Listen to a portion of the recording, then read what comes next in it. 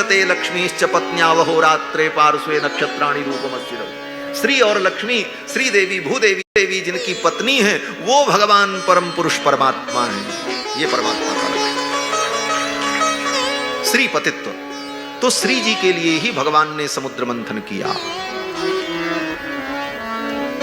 हमारे आचार्य वर्णन करते हैं कि श्री जी आचार्य हैं और आचार्य की बड़ी महिमा होती है। आचार्य को सिंहासन पर विराजमान किया जाता है। दो पार्षद छड़ी लेकर के वेत्र पानी खड़े होते हैं, मशाल लेकर के, जलती हुई मशाल लेकर के आचार्य के आगे आगे सेवक चलते हैं। दो सेवक चंवर डुलाते हैं। तो लक्ष्मी जी तो परमाचार्य है, तो अब लक्ष्मी जी के लिए ये सारी सेवा कौन करे? बोले तो ये सारी सेवा भगवान ही स्वयं करते हैं। कैसे करते हैं? बड़ा सुंदर भाव हमारे पूज्य स्वामी जी महाराज कहा करते थे कि भगवान अपने हृदय के सिंहासन पे ही श्री जी को सदा विराजमान करते हैं। यही श्री जी का सिंहासन है। तद वक्षस्थल नित्यवास रसिकाम। अपने हृदय के सिंहासन पर आचार्य श्री जी को भगवान ने विराजमान किया। अब छत्र कहां से लगावें? बोले भगवान का मुकुट और भगवान की अलकावली जो है, यही श्री जी का छत्र है। जब आचार्य चलते हैं तो काहली बजाई जाती है। अब श्री जी जब चलती हैं तो काहली कौन बजावे? तो भगवान जो शंख धारण किए हैं वो शंख ही काहली है, सुदर्शन चक्र ही मसाल है। और कमला के लिए कमल लेकर के भगवान मानो चंवर डुलाते रहते हैं। भगवान का जो पद्म है वह पद्म श्री जी के लिए चंवर का काम करता है। और एक हाथ में भगवान जो कौमोद की गदा को धारण करते हैं, वो कौमोद की गदा क्या है? बोले वही छड़ी है, वेत्र पाणित्व है। वेत्र को हाथ में लेकर भगवान श्री जी की महिमा को प्रकट करते हैं। ये चारों भुजाएं भगवान की जो हैं, ये श्री जी की महिमा को व्यक्त करने के लिए चतुर्भुज रूप में भगवान श्री जी की महिमा को ही व्यक्त करते हैं। तो उन श्री जी के लिए ही भगवान ने समुद्र मंथन कराया। हुआ क्या? बोले हुआ ये कि एक बार दुर्वासा जी ने इंद्र को शाप दे दिया। यदा दुर्वासस शापात् सेन्द्रालोकास्त्रयो नृप निस्त्रीकाश्चा भवस्तत्र नेषुरिज्यादय क्रियाः।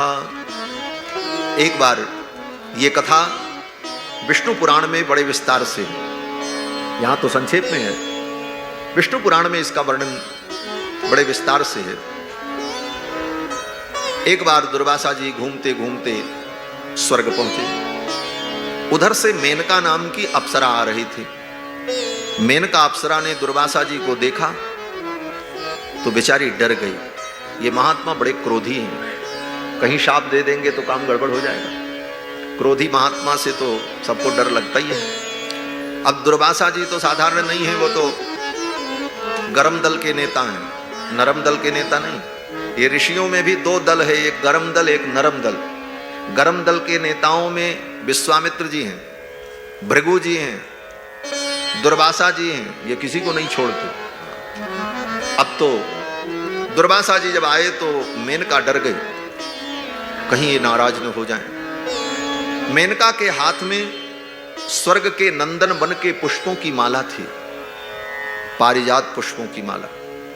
मेनका ने वो माला दुर्वासा जी को भेंट कर दी और प्रणाम कर लिया। दुर्वासा जी प्रसन्न हो गए, माला को पहन लिया। दुर्वासा जी जब आगे चले तो उस माला को बार बार दुर्वासा जी देख रहे थे उठा उठा करके। क्यों? बोले माला स्वर्ग के नंदन वन की थी, पारिजात पुष्पों की माला। उस माला की विशेषता क्या? बोले पारिजात वृक्ष के पुष्पों की माला। उस माला को जो गले में धारण कर ले उसको बुढ़ापा नहीं आएगा, उसे भूख नहीं लगेगी, उसे प्यास नहीं लगेगी, उसे थकावट नहीं होगी, उसे जरा नहीं होगी, अर्थात वो सदा आनंदित और प्रसन्न रहेगा। यही तो स्वर्गीय वैभव है, यही स्वर्ग का वैभव है। अब तो दुर्वासा जी उस माला को बार बार देखें। ये माला जब से गले में आई है, भूख भी नहीं लग रही, प्यास भी नहीं लग रही, ये मन प्रसन्न है, आनंदित है, थकावट भी नहीं हो रही। कितनी सुंदर माला है। बार बार उस माला के गुण का चिंतन करते हुए दुर्वासा जी जा रहे थे। थोड़ी दूर जाने पर दुर्वासा जी के मन में भाव आया, अरे ये माला जब से मेरे गले में आई है तब से भगवान का चिंतन बंद हो गया और माला का चिंतन होने लगा। माला तो इसलिए लिया जाता है कि भगवान का चिंतन हो। ये महात्मा लोग माला लिए रहते क्यों? बोले भगवान का चिंतन करने के लिए। माला के द्वारा तो भगवान का चिंतन होना चाहिए, और जो माला भगवान के चिंतन को छुड़ा दे, ऐसी माला का क्या लाभ? ऐसी माला तो बेकार है। और गोस्वामी तुलसीदास जी तो कहते हैं कि जिसके संबंध से भगवान की विस्मृति हो जाए, जिसको भगवान प्रिय न हो, ऐसे व्यक्ति का त्याग कर देना चाहिए। चाहे व्यक्ति हो चाहे वस्तु हो, उसे तुरंत छोड़ देना चाहिए। गोस्वामी तुलसीदास जी कहते तजिए ताहि कोटि बैरी सम यद्यपि परम सनेही जाके प्रिय न राम वैदेही। जिसको राम और वैदेही प्रिय न हो, भगवान प्रिय न हो, उसका तुरंत त्याग करो, इसी में भलाई है। तजिए ताहि कोटि बैरी सम, एक शत्रु जितना खतरनाक होता है उससे करोड़ गुना ज्यादा खतरनाक वो तुम्हारे लिए, उसे त्यागो। तजिए ताहि कोटि बैरी सम यद्यपि परम स्नेही जाके प्रिय न राम वैदेही। बोले किसी ने त्यागा तो तुलसीदास जी उदाहरण देते हैं कि पिता तजो प्रहलाद, पिता ने अपने प्रहलाद को त्यागा, प्रहलाद ने अपने पिता को त्यागा। पिता तजो प्रहलाद विभीषण बंधु भरत महतारी।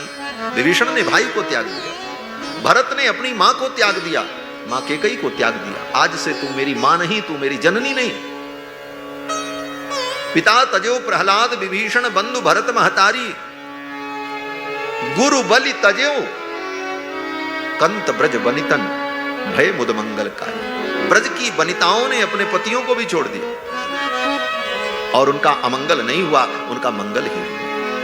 तो जिसके संबंध से भगवान की विस्मृति हो जाए, उसे तुरंत त्याग दो, उसे तुरंत हटाओ, अपने से दूर करो। दुर्वासा जी ने तुरंत माला निकाली और उस माला को फेंकने चले, लेकिन फिर दुर्वासा जी ने सोचा इसे फेंकना ठीक नहीं, किसी को दे देते। तब तक देखा उधर से देवराज इंद्र आ रहे थे, गजराज पर बैठकर ऐरावत पर। दुर्वासा जी ने सोचा ये राजा महाराजा है, इसको माला की जरूरत है। और महात्माओं का तो स्वभाव होता है, कोई महात्मा को माला पहनाओ तो महात्मा क्या करते हैं? बोले अपनी माला निकाल करके उसी के गले में डाल देते, बोले लो प्रसादी। दुर्वासा जी ने भी यही किया। दुर्वासा जी ने अपने गले की वो माला निकाली और निकाल करके देवराज इंद्र को पहना दिया। इंद्र ने पहन लिया, लेकिन ज्यों ही दुर्वासा जी आगे गए, इंद्र का अभिमान जागृत हो गया, रजोगुण जागृत हुआ। राजा है, रजोगुण जागृत हुआ और देवराज इंद्र ने मन में सोचा ये मृत्युलोक का बाबा दुर्वासा। दुर्वासा का कई अर्थ होता, जो दूर्वा भक्षण करे वो दुर्वासा, और जिसके वस्त्र बड़े मलिन हो वो दुर्वासा, जिसके शरीर से दुर्गंध आ रही हो दुर्वासा। क्यों? बोले तपस्वी थे, कोई इतर फुलेल तो लगाते नहीं थे, देह पर मिट्टी पड़ गई, धूल जम गई और ऐसे ही परमहंस वृत्ति थी, दुर्वासा। इंद्र ने सोचा एक मृत्युलोक का बाबा और इसकी उतारी हुई माला मैं पहनूं, वो भी मैं स्वर्ग का राजा। अभिमान जागृत हो गया और तुरंत माला को गले से निकाला देवराज इंद्र ने और अपने ऐरावत के सिर पर रख दिया, हाथी के सिर पर रख दिया, मस्तक पर। ऊपर बैठे थे गज पर, सिर पर रख दिया। राजाओं का यही धर्म है। आज भी बड़े बड़े मंत्रियों को, बड़े बड़े नेताओं को माला पहनाओ तो माला कहां रखी जाती? बोले गाड़ी के बोनट पे रखी जाती है। जब देखो मंत्री लोग चलते हैं तो उनकी गाड़ी के बोनट पे, गाड़ी के ऊपर मालाएं लदी रहती। तो देवराज इंद्र की तो वही सवारी थी, गाड़ी थी। उठा करके वो माला अपने गजराज के मस्तक पर रख दिया। गजराज का स्वभाव, उसने अपनी सूंड से माला उठाई और जमीन में पटक दिया, पैरों से रौंद दिया, चला गया आगे। तब तक दुर्वासा जी ने घूम करके देख लिया, अभी कहीं गए नहीं थे दुर्वासा जी, पास ही में थे। दुर्वासा जी ने घूम करके जब देखा तो दुर्वासा जी को तो क्रोध आ गया। इस इंद्र को अपने पद का अभिमान, मेरी दी हुई प्रसादी माला का ये तिरस्कार।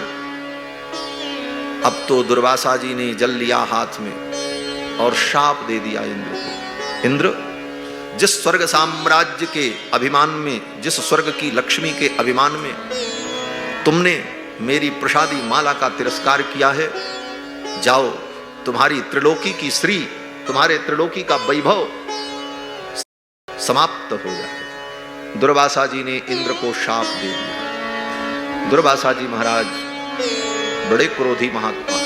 दुर्वासा जी ने यही इंद्र से कहा। विष्णु पुराण में दुर्वासा जी कहते हैं कि ना हम दयालु हृदयो, मैं दयालु हृदय नहीं, नमाम भजते क्षमा, मुझे क्षमा नहीं आती है। क्षमा किस चिड़िया का नाम है? वशिष्ठो नैव जानीत दुर्वासा नाम नामतः, मुझको वशिष्ठ मत समझना, मैं दुर्वासा हूं। ऐसे क्रोधी महात्मा शाप दे दिया, जाओ तुम्हारी त्रिलोकी की श्री नष्ट हो जाए। दुर्वासा के शाप से देवराज इंद्र का वैभव समाप्त हो गया, श्रीहीन हो गए।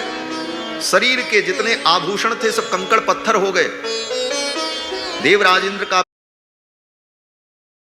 पीतांबर जो चमक रहा था वह भी काला पड़ गया। सारी त्रिलोकी में हाहाकार मच गया।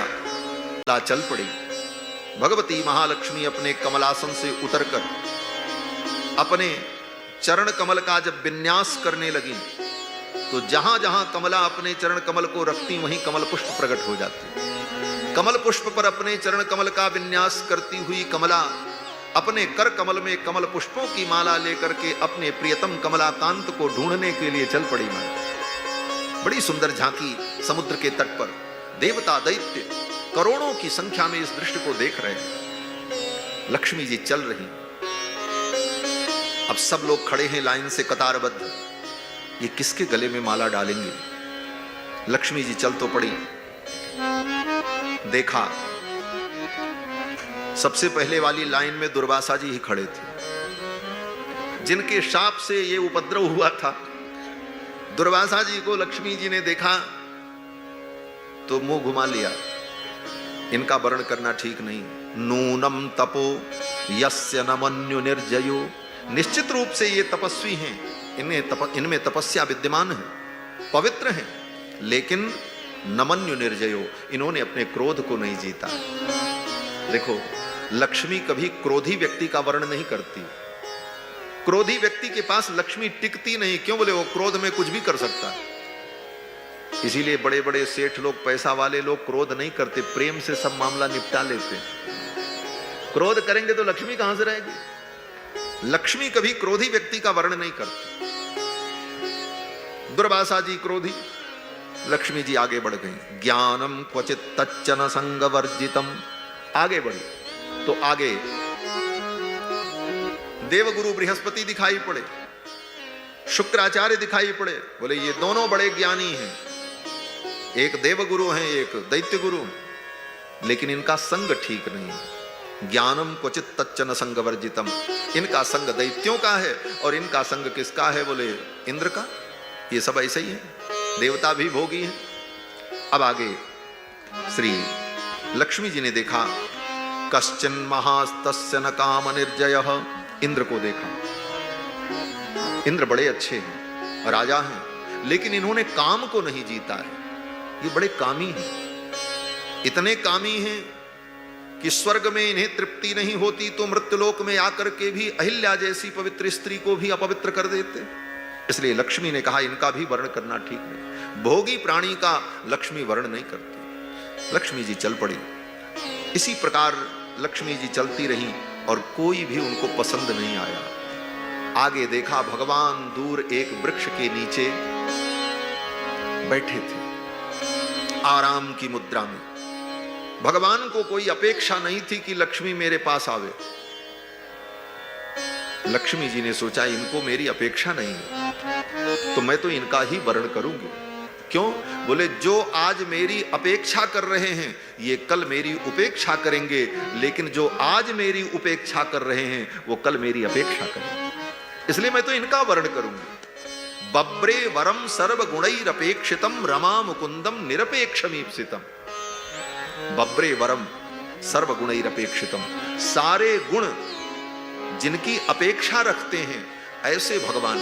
भगवान को गुणों की अपेक्षा नहीं है, गुणों को भगवान की अपेक्षा है। गुण भगवान में जाकर के सार्थक होते हैं, भगवान को गुणों की कोई आवश्यकता नहीं। लक्ष्मी जी जिन गुणों को ढूंढ रही थी वो सारे गुण भगवान में विद्यमान थे।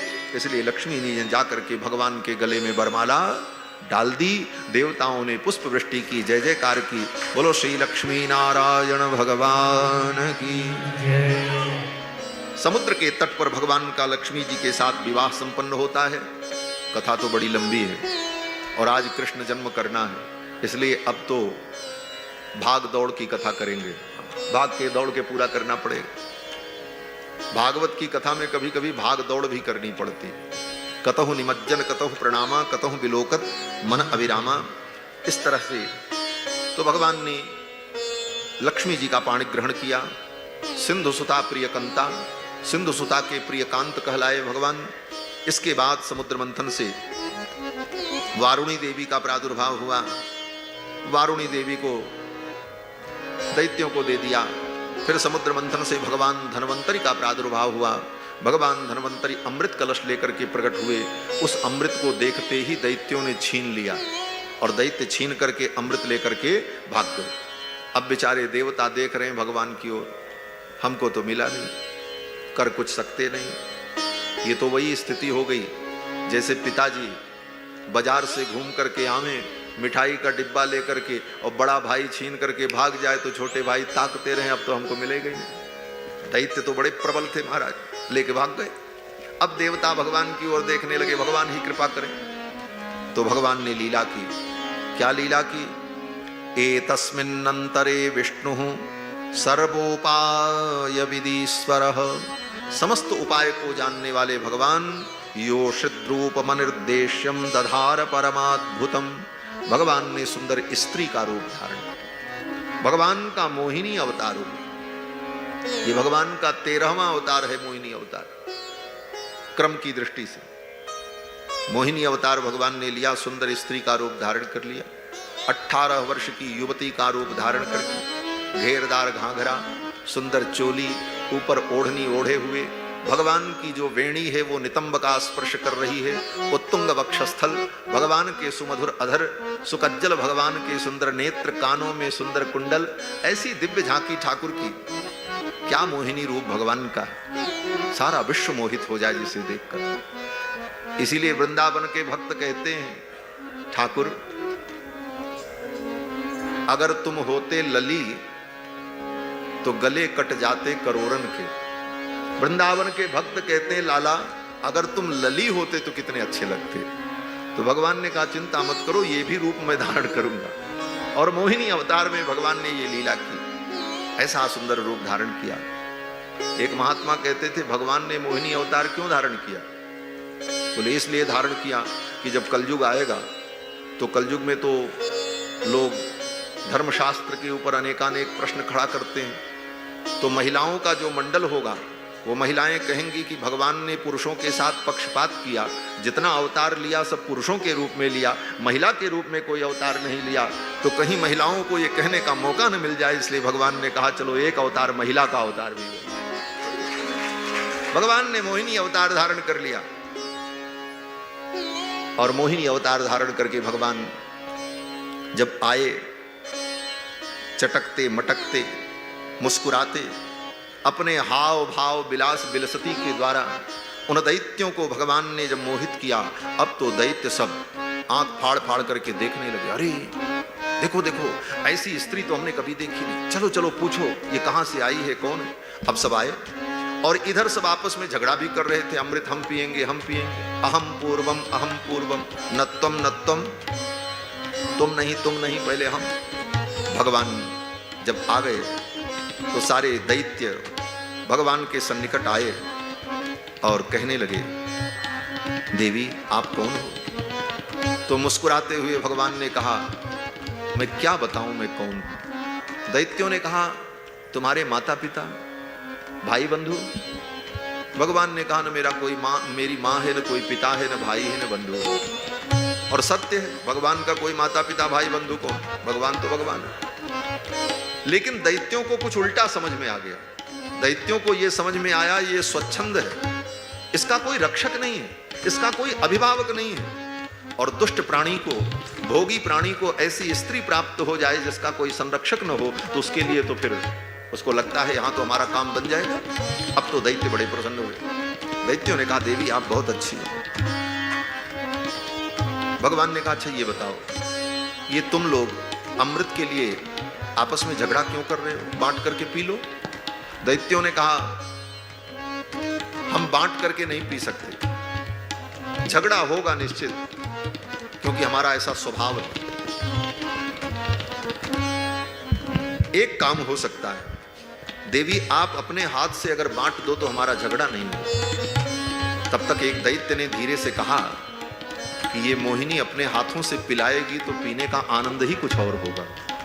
वो पीने वालों को कोई पिलाने वाली हो तो फिर तो वो शौक अलग चीज होती।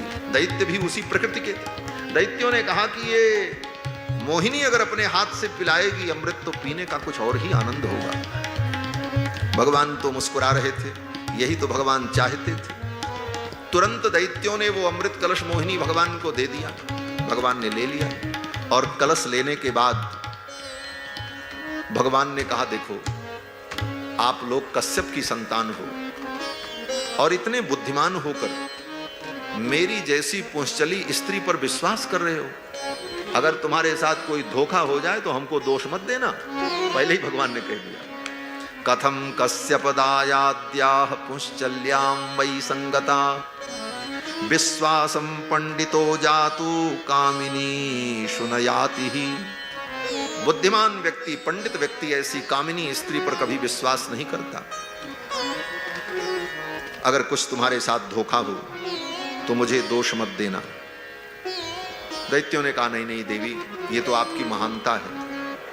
भगवान ने कहा ठीक है चलो। अब अमृत पीने की जब तैयारी हुई तो भगवान ने कहा देखो हम पिलाएंगे तो दैत्यों को देवताओं को दोनों को पिलाएंगे। दैत्यों ने कहा ठीक है। अब भगवान जो जो कहते वो दैत्य सब स्वीकार कर रहे हैं। क्यों? बोले भगवान ने अपनी माया से उनको ऐसा मोहित किया, और मोहित ही नहीं किया, बीच बीच में किसी दैत्य के सन्निकट जाकर के मोहिनी भगवान कह देते तुम बड़े अच्छे हो, तुम बड़े पराक्रमी हो, उसकी प्रशंसा कर देते मोहिनी भगवान। अब तो वो फूला न समाये, अरे राम राम हमको कहा। वो तो बड़े प्रसन्न हो सब दैत्य। आगे सुखदेव जी कहते हैं कि बहुमाने न चाबद्धा न बोचुः किंच विप्रियम। इतना बहुमान कर दिया भगवान मोहिनी ने उन दैत्यों का कि वो उसी बहुमान के बोझ में दब गए और मोहिनी का विरोध नहीं कर सके। कोई व्यक्ति आपका विरोधी हो, आप उसको बुला करके खूब चादर उड़ा दो, लिफाफा दे दो, सम्मान कर दो, उसकी बड़ाई कर दो, फिर उसका अगर विरोध करने का मन होगा फिर भी वो विरोध नहीं कर पाएगा। सोचेगा अब क्या कहें, जाने दो, छोड़ो। क्यों? बोले बहुमान के बंधन में बंध जाता है। बहुमानेन चाबद्धा, भगवान ने उनको इतना बहुमान दे दिया कि सारे दैत्य नोचुः किंचन विप्रियम, भगवान के विपरीत बोल नहीं सके। और भगवान जो जो कहते गए वो सब दैत्य करते। भगवान ने कहा देखो अमृत पीना है तो एक काम करो, अथोपोष्य कृत स्नाना, पहले तो स्नान करो। अमृत पीना है, नहा धो करके अमृत पिया जाता है। सबको स्नान कराया। हुत्वा च हविषानलम, हवन करो, यज्ञ करवाया। दत्वा गो विप्रभूतेभ्यः कृतस्वस्तेना द्विजैः, गोदान करो, दैत्यों से गोदान कराया। फिर कहा अब स्वस्ति वाचन होगा, फिर स्वस्ति वाचन हुआ। फिर कहा यथोपजोसम वासांसी परिधाया हतानि च, नए नए कपड़े पहनो। पुराना कपड़ा पहन के अमृत नहीं पिया जाता, नया कपड़ा पहनवाया। फिर भगवान ने कहा ऐसे नहीं, बैठ करके अमृत पिया जाता। बैठाया सबको। बोले ऐसे नहीं, कुश का आसन बिछाओ, कुशेषु प्राविशन् सर्वे। बोले जहां पर अमृत पिया जाएगा इस मंडप को सजाओ। मंडप सजाया गया। धूपामोदित शालायाम जुष्टायाम माल्य दीपकैः, दीपक से मंडप सजाया गया। और उस मंडप में देवता दैत्य जब अमृत पीने के लिए बैठे तो मोहिनी भगवान दैत्यों की पंक्ति की ओर गए और मोहिनी भगवान ने जाकर के दैत्यों से कहा देखो तुम लोग मुझे बहुत अच्छे लगते हो, अब ये देवता आ गए हैं तो अमृत तो पिलाना ही पड़ेगा, लेकिन मैं सोचती हूं कि ऊपर का पतला पतला माल इनको पिला दें और नीचे का जो घट्ट माल, गाढ़ा माल है वो तुमको पिलाएंगे। इसलिए पहले इनको पिला करके निपटा दें, ये चले जाएं, फिर आराम से तुम सबको हम अमृत पिलाएंगे। दैत्यों ने सोचा अब अच्छा है देवता चले जाएं, तब हम लोग मौज मस्ती से आराम से अमृत पिएंगे। भगवान ने ऐसी माया रची और देवताओं की ओर गए और देवताओं को अमृत पिलाने लगे। भगवान देवताओं को अमृत देते, मोहिनी भगवान, और देखते दैत्यों की ओर। क्यों? बोले भगवान के मुखमंडल को देखकर वो दैत्य मोहित बने रहे और बैठे रहे चुपचाप। अमृत इधर देते और कभी उधर देखते, कभी मुस्कुरा देते, कभी फिर इधर अमृत देते, फिर उधर देख लेते। अब सब दैत्य बैठे, उनके धैर्य की पराकाष्ठा महाराज बैठे हैं। और इधर मोहिनी भगवान जब अमृत परोसते परोसते आगे बढ़े, तब तक राहु नाम के दैत्य ने देखा मोहिनी भगवान का हाथ जो है कलश के अंदर नीचे तक जा रहा था। उस दैत्य ने सोचा लगता है माल तो उधर ही खत्म हो जाएगा, इधर आएगा ही, सब माल तो उधर ही खत्म हो जाएगा, इधर नहीं आएगा, और इनके चक्कर में पड़े तो हमको भी नहीं मिलेगा। वो राहु धीरे से उठा और जाकर के देवताओं की पंक्ति में बैठ गया। और कहां बैठा? बोले सूर्य और चंद्रमा के बीच में। दैत्य तो काले भयानक, वो तो दूर से पहचान लो उनको कि ये दैत्य हैं। तो उस राहु ने सोचा कि कहीं मोहिनी मुझे पहचान न ले, तो देवताओं की पंक्ति में छिपने का रास्ता क्या है? तो राहु ने सोचा ये सूर्य चंद्रमा ये बड़े तेजस्वी देवता हैं, इन दोनों के बीच में बैठ जाऊंगा तो मैं भी चमकता रहूंगा, कोई मुझे पहचान नहीं पाएगा, मेरे अंदर भी दिव्य प्रकाश दिखेगा। बड़े बड़े 2 हाइलोजन लगा दो तो बीच में जो बैठा रहेगा वो तो चमकता ही रहेगा, जैसे इधर लगा सब चमक रहे हैं। अब महाराज सूर्य और चंद्रमा जैसे प्रकाशमय देवता, उन दोनों के बीच में जाकर के राहु बैठ गया। भगवान आ गए। भगवान तो पहचान गए कि ये राक्षस है, लेकिन अब पंक्ति में बैठ गया है तो इसको उठाना ठीक नहीं। पांगते अभेदो न शिवाय कल्प्यते। पंक्ति भेद कल्याण कारक नहीं होता। पंक्ति में अगर कोई बैठ जाए भोजन करने के लिए तो फिर उसे अपमानित करके उठाना ये अपराध है। बैठ गया तो दे दो, पहले से सावधान रहना चाहिए। अब बैठ गया तो फिर उसे उठाना अपमान करना ये उचित नहीं। और पंक्ति भेद कल्याण का हेतु नहीं होता। रावण ने पंक्ति भेद किया, इसीलिए रावण का विनाश हो गया। क्या पंक्ति भेद किया? बोले शिव जी का भक्त था, भक्ति में उत्साह में इतना उत्साह उसे हुआ कि वो भूल गया कि रुद्र तो 11 हैं, 11 रुद्र हैं और सिर तो 10 ही हैं। एक एक सिर उखाड़ करके भगवान रुद्र के चरणों में चढ़ाने लगा। कपर्दिने नमः, विप्तकेशाय नमः, वामदेवाय नमः। 10 रुद्रों को अपना 10 सिर अर्पित किया। जब 11वें रुद्र का नंबर आया तो फिर अपने सिर पर हाथ लगाया तो वो 10 सिर तो पुनः प्रकट हो गए थे रुद्रों की कृपा से।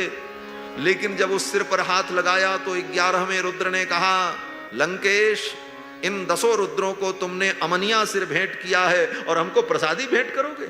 ये तो रुद्र का प्रसाद है। अब 11वां सिर कहां से ले आवे रावण?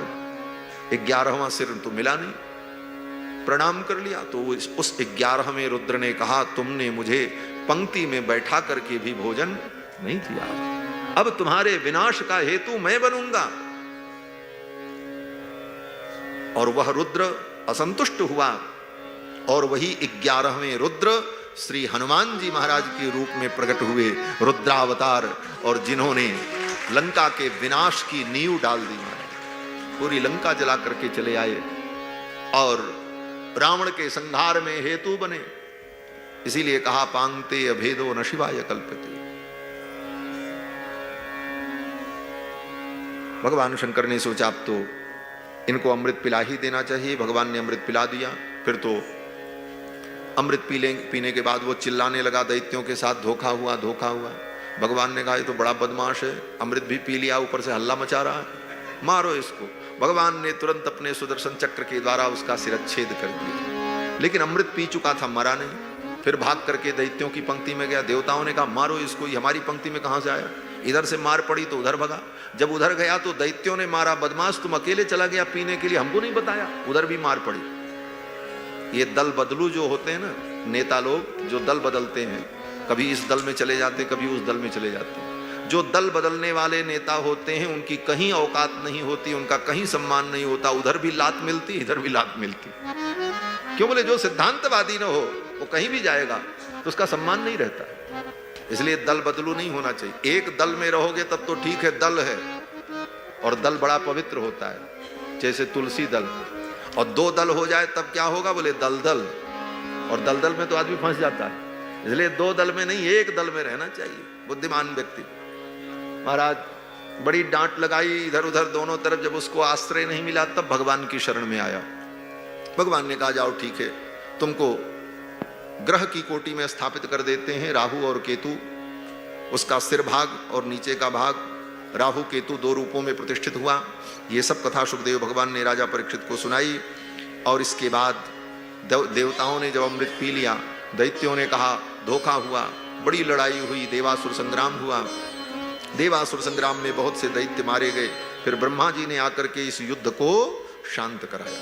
ब्रह्मा जी ने आकर के समझाया, क्योंकि ब्रह्मा जी तो सबके पितामह हैं, ये दैत्य और देवता सब उन्हीं की ही संतान है। अब नाती पोता आपस में लड़े और बूढ़े पितामह बैठे हों तो उनको तो दुख होगा, सब उन्हीं का वंश है, कोई मर रहा है कोई जी रहा है। ब्रह्मा जी को दया लग गई और ब्रह्मा जी ने आकर के सब युद्ध शांत कराया। और दैत्यों के गुरु शुक्राचार्य ने राजा बलि से कहा देखो अब युद्ध से कोई लाभ नहीं है, अब ऐसा करो यज्ञ करो, यज्ञ से स्वर्ग की प्राप्ति होगी। और शुक्राचार्य जी ने विश्वजित यज्ञ कराया। विश्वजित यज्ञ के द्वारा दिव्य रथ प्राप्त करके, अस्त्र शस्त्र प्राप्त करके राजा बलि ने स्वर्ग को जीत लिया।